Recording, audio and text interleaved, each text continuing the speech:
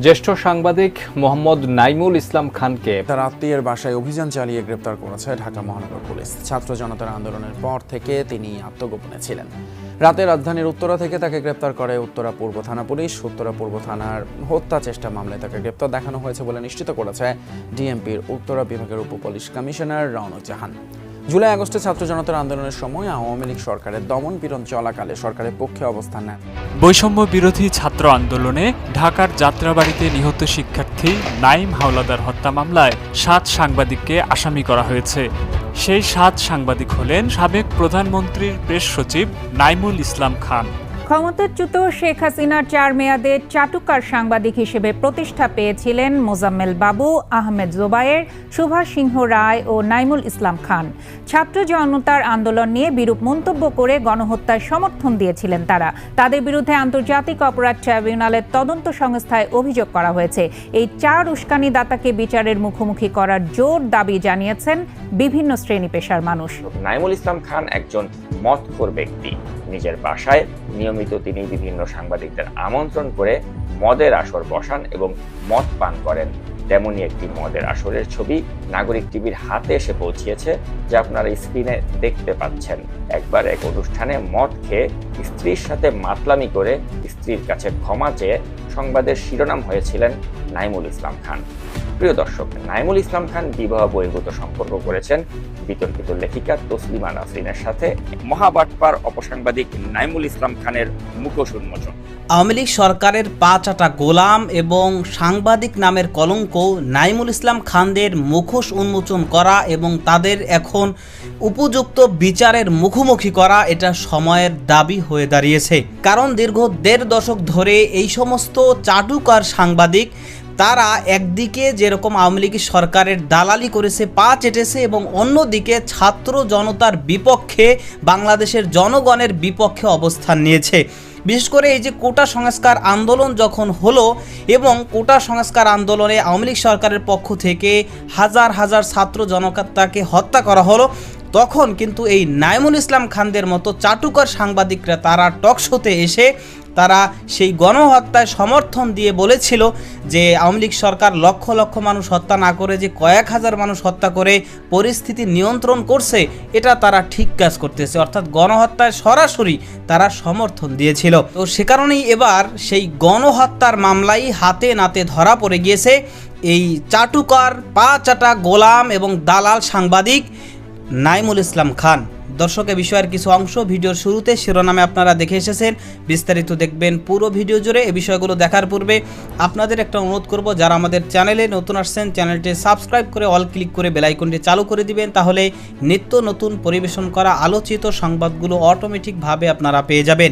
দর্শক, চলুন আমরা দেখব যে ছাত্র জনতার গণহত্যার মামলায় যে এবার একেবারে হাতে নাতে ধরা পড়ে গিয়েছে চাটুকার সাংবাদিক নাইমুল ইসলাম খান। তার আগে আমরা একটু দেখে আসি যে এই দীর্ঘ 1.5 দশক ধরে এই সাংবাদিক চাটুকার সাংবাদিক নাইমুল ইসলাম খান সে এতদিন ধরে যেই সমস্ত অপকর্ম করেছে সেই অপকর্মের কিছু চিত্র আমরা দেখে এরপর ওই বিষয়টা দেখব। ধৈর্য ধরে একটা লাইক দিয়ে ভিডিওটি দেখতে থাকুন এবং আপনার মতামত কমেন্টে লিখতে থাকুন।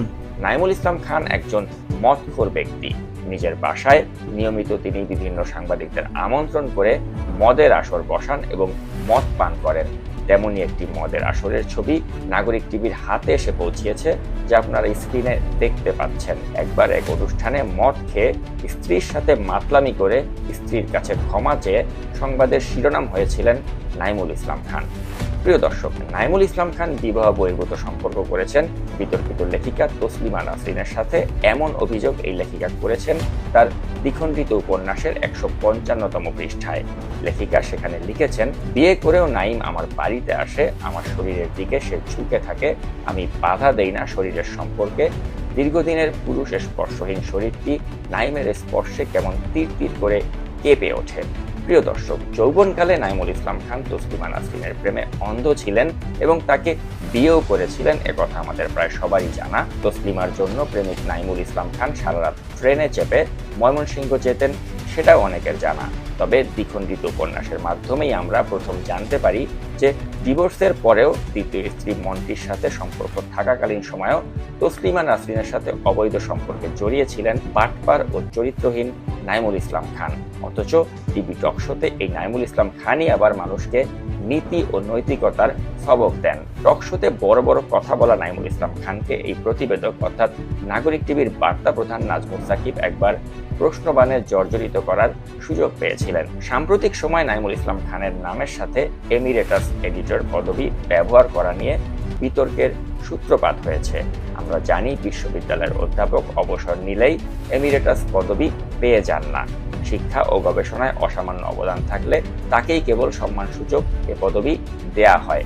কিন্তু বাংলাদেশের কোনো পত্রিকার সাবেক সম্পাদককে এই পদবি দেওয়া হয়েছে বলে আমাদের জানা নেই। তাছাড়া কোনো সম্পাদককে এমন পদবি ব্যবহার করতেও আমরা দেখিনি, শুনিনি বা পড়িনি। বিশ্বের কোনো সম্পাদক এই পদবি পেয়েছেন বা ব্যবহার করেছেন এমন নজিরও নেই। অর্থাৎ নামের সাথে এমিরেটাস এডিটর পদবি ব্যবহার করে নয়া ধান্দা শুরু করলেন নাইমুল ইসলাম খান। সেটাই আমাদের কাছে প্রতীয়মান হয়েছে। যখন যে সরকার ক্ষমতায় এসেছে অর্থাৎ বিএনপি, সেনাবাহিনী বা আওয়ামী লীগ, তাদের তোষামোদি করে সরকারি বিজ্ঞাপন বাগিয়ে নিয়েছেন নাইমুল ইসলাম খান। নিজের প্রকাশিত দৈনিক পত্রিকাগুলো যেমন আমাদের নতুন সময়, আমাদের অর্থনীতি, আওয়ার টাইম ইত্যাদি 5000 কপির বেশি কপি ছাপানো হয় না। অথচ সেই সব অজনপ্রিয় পত্রিকা দিয়েই সরকারের গুরুত্বপূর্ণ মন্ত্রণালয় থেকে বিজ্ঞাপন বাগিয়ে নেন সরকারের নির্লজ্জ দালাল নাইমুল ইসলাম খান। নাইমুল ইসলাম খান তার সম্পাদিত ও প্রকাশিত পত্রিকাতে সাংবাদিকদের নামমাত্র মূল্যে বা বিনা বেতনে নিয়োগ দেন। এইসব সাংবাদিকদের জীবন ধারণের জন্য কিভাবে মানুষদের ব্ল্যাকমেইল করতে হবে, কিভাবে বিজ্ঞাপন আদায় করতে হবে, সেসব কৌশল নিজেই শিখিয়ে দেন আপাদমস্তক বাটপার হিসেবে পরিচিত নাইমুল ইসলাম খান। বর্তমান সময়ে আওয়ামী ফ্যাসিবাদের নির্লজ্জ দালাল হিসেবে পরিচিত নাইমুল ইসলাম খান তার সম্পাদিত পত্রিকাতে সুযোগ পেলেই বিএনপি চেয়ারপারসন বেগম খালেদা জিয়া ও ভারপ্রাপ্ত চেয়ারম্যান তারেক রহমানকে জড়িয়ে বানোয়াট খবর ছাপেন। মেকআপের কারণে মুক্তি নিতে 3 ঘন্টা দেরি বেগম জিয়ার নিজের সম্পাদিত আমাদের সময়.com পোর্টালে এমন ভিত্তিহীন একটি খবর আপলোড করে আবার ডিলিট করে দিয়েছিলেন নাইমুল ইসলাম খান। তাছাড়া ইদানিং বিভিন্ন টক শোতে হাজির হয়ে সরকারের পক্ষে নগ্ন দালালি সাংবাদিকতা জগতে নিজের শ্রেষ্ঠত্ব প্রমাণ করে চলেছেন so called emeritus editor Naimul Islam Khan. এই মানুষটি পরবর্তী সময়ে নিজেকে এমনভাবে প্রতিষ্ঠিত করেছেন যে তিনি যখন যে সরকার এসেছে সে সরকারের দালালি করে নিজের আখের গুছিয়ে নিয়েছেন। অথচ তার কাছে শিখতে আসা শিক্ষানবিশ সাংবাদিক বা তার পাঠককুল যারা রয়েছে তাদের কথা একটিবারের জন্য না ভেবে নিজের ব্যক্তি স্বার্থকেই প্রাধান্য দিয়েছিলেন এই নাইমুল ইসলাম খান। এ কারণেই তিনি আজ একজন ঘৃণিত সম্পাদক হিসেবেই সমাজে প্রতিষ্ঠিত হয়েছেন।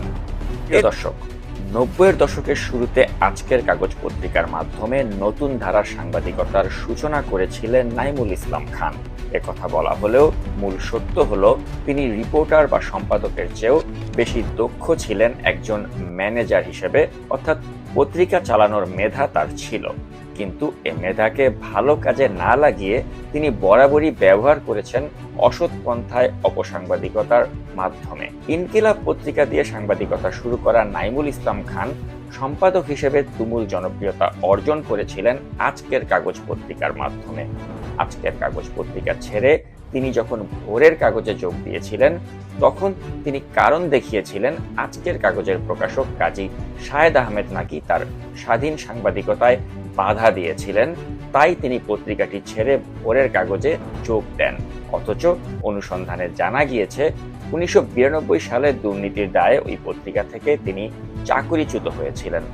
বর্তমান সময়ের সবচেয়ে সফল সম্পাদক দৈনিক প্রথম আলোর মতিউর রহমান ওই সময়ে নিজের লগ্নিকৃত অর্থে ভোরের কাগজ পত্রিকাটি বের করেছিলেন। ওই পত্রিকাতে মতিউর রহমান সাংবাদিক হিসেবে নাইমুল ইসলাম খানকে কাছে টেনে নেন। এটা ছিল মতিউর রহমানের খাল কেটে কুমির আনার মতো একটি ঘটনা।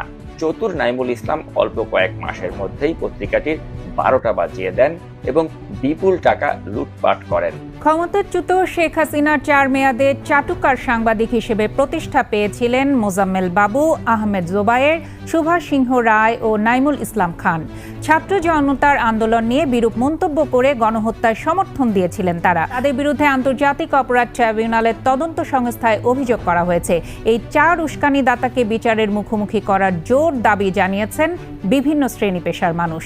বিস্তারিত জানাচ্ছেন মানিক শিকদার। চাটুকারিতার পুরস্কার হিসেবে নাইমুল ইসলাম খানকে শেষ পর্যন্ত প্রেস সচিবের দায়িত্ব দেন শেখ হাসিনা। দেশের কোনো সমস্যাই দেখতেন না এই 4 সাংবাদিক। তাদের প্রশ্নে শুধু শেখ হাসিনারই জয়গান শোনা যেত। ছাত্র জনতার আন্দোলনের সময় গুলিতে নিহত হন অনেকেই। গণহত্যার সমর্থনে প্রকাশ্য অবস্থান নেন এই 4 সাংবাদিক। গণহত্যায় সমর্থন দেয়ায় তাদের বিচার চান বিভিন্ন শ্রেণী পেশার মানুষ। ইতিমধ্যেই এই চাটুকার পা চাটা গোলাম আওয়ামী লীগের দালাল সাংবাদিক নাইমুল ইসলাম খানের বিরুদ্ধে বাংলাদেশের বিভিন্ন প্রান্তে মামলা হয়েছে এবং সে মামলাগুলো গণহত্যার মামলা হয়েছে। বিশেষ করে রংপুরে, ঢাকার যাত্রাবাড়িতে এবং আরও বিভিন্ন জায়গায় এই দালাল অপসাংবাদিক এবং চাটুকার সাংবাদিকদের বিরুদ্ধে হত্যা মামলা করা হয়েছে। বিশেষ করে এই সমস্ত চাটুকার সাংবাদিকরা তারা কিন্তু এই কোটা সংস্কার আন্দোলনে যখন ছাত্র জনতাকে হত্যা করা হয় সেই সময় এই চাটুকার সাংবাদিকরা সরাসরি সেই গণহত্যাকে সমর্থন দিয়েছিল এবং বলেছিল যে এটা সঠিক কাজ করতেছে।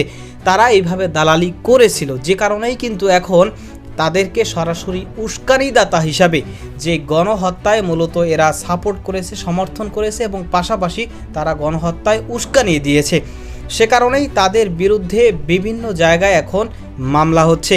তো এখন বাংলাদেশের জনগণ এটাই প্রত্যাশা করছে, যেহেতু এরা ভয়ঙ্কর এতদিন ধরে ভয়ঙ্কর অপকর্ম অপরাধ করে এসেছে, সে কারণেই এখন যেহেতু ছাত্র জনতার বাংলাদেশের একটা স্বাধীন বাংলাদেশ এখন বাংলাদেশের জনগণ উপভোগ করছে, সেই জায়গা থেকে এই চাটুকার সাংবাদিকদের, দালাল সাংবাদিকদের যেন উপযুক্ত বিচারের মুখোমুখি করা হয়, সেই দাবি কিন্তু বাংলাদেশের জনগণ এখন তুলছে।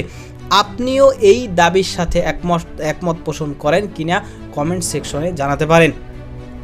তো দর্শক, যেহেতু ইতিমধ্যেই বিভিন্ন জেলায় বিভিন্ন প্রান্তে, দেশের বিভিন্ন প্রান্তে তাদের বিরুদ্ধে গণহত্যার মামলা হয়েছে, সেহেতু আশা করা যায় যে শীঘ্রই এই সমস্ত চাটুকার সাংবাদিকদের অবশ্যই গ্রেফতার করা হবে এবং গ্রেফতার করে এই গণহত্যার বিচারের জন্য যে আন্তর্জাতিক ট্রাইব্যুনাল প্রস্তুত করা হয়েছে এবং বাংলাদেশের বিচার ব্যবস্থাকে যে স্বাধীন করা হয়েছে, তো সেই জায়গা থেকে আশা করা যায় যে এই বাংলাদেশের বিচার ব্যবস্থা এবং বিশেষ করে এই যে গণহত্যার বিচারের জন্য আন্তর্জাতিক অপরাধ ট্রাইব্যুনালকে প্রস্তুত করা হয়েছে, সেই আন্তর্জাতিক অপরাধ ট্রাইব্যুনালে যাতে করে এদের উপযুক্ত বিচার করা হয়, এটাই বাংলাদেশের জনগণের দাবি। এবং এরা এতদিন ধরে এই যে আওয়ামী লীগ সরকারের দালালি করেছে, আওয়ামী লীগ সরকারের পা চেটেছে, এর মাধ্যমে এই সাংবাদিক নাইমুল ইসলাম খান সহ আরও যে সমস্ত চাটুকার অপসাংবাদিক রয়েছে, তারা বিপুল পরিমাণ অর্থ সম্পদ অবৈধভাবে রাষ্ট্রের থেকে তারা হাতিয়ে নিয়েছে এবং সেই কারণেই মূলত তাদের নিজেদের সেই স্বার্থ হাসিলের জন্যই যে বাংলাদেশের জনগণের, বাংলাদেশের রাষ্ট্রীয় যেই সমস্ত সম্পদ এগুলো অবৈধভাবে তারা গ্রহণ করবে, সেই স্বার্থেই কিন্তু তারা এতদিন এই আওয়ামী লীগ সরকারের দালালি করেছে এবং চাটুকারি করেছে, যেটা বাংলাদেশের জনগণ প্রত্যক্ষভাবে এতদিন কিন্তু দেখেছে।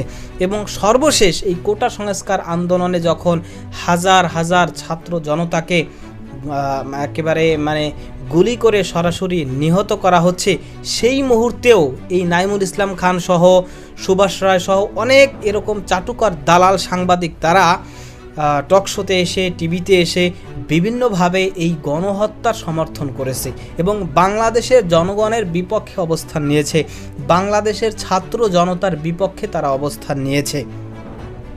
এবং এই যে গণহত্যা সহ অন্যান্য যত অপকর্ম এতদিন আওয়ামী লীগ সরকার করত, সেগুলোকেও তারা একের পর এক সমর্থন দিত এবং তারা সাফাই গিয়ে যেত। এবং সর্বশেষ আপনারা হয়তোবা দেখেছেন, জানেন যে এই নাইমুল ইসলাম খান সে দালালি করতে করতে করতে করতে সে আওয়ামী লীগের অর্থাৎ শেখ হাসিনার সে প্রেস সচিব হয়েছিল এবং সে প্রেস সচিব হয়ে কয়েক মাস হয়তোবা প্রেস সচিব ছিল, এরপর তো সরকারের পতন হয়ে গেল। এখন সে কিন্তু বিভিন্ন জায়গায় পলাতক অবস্থায় রয়েছে। আশা করা যাচ্ছে যে যে কোনো সময় সে ধরা পড়বে। তো দর্শক, আজকে যে তথ্যগুলো দেখলেন সে সম্পর্কে আপনাদের মতামত কি সেটা কমেন্ট সেকশনে জানাবেন। ভালো থাকবেন, সুস্থ থাকবেন, দেখা হবে নতুন কোনো ভিডিওতে, কথা হবে নতুন কোনো বিষয়। আজকে পর্যন্তই, আসসালামু আলাইকুম ওয়া রাহমাতুল্লাহ।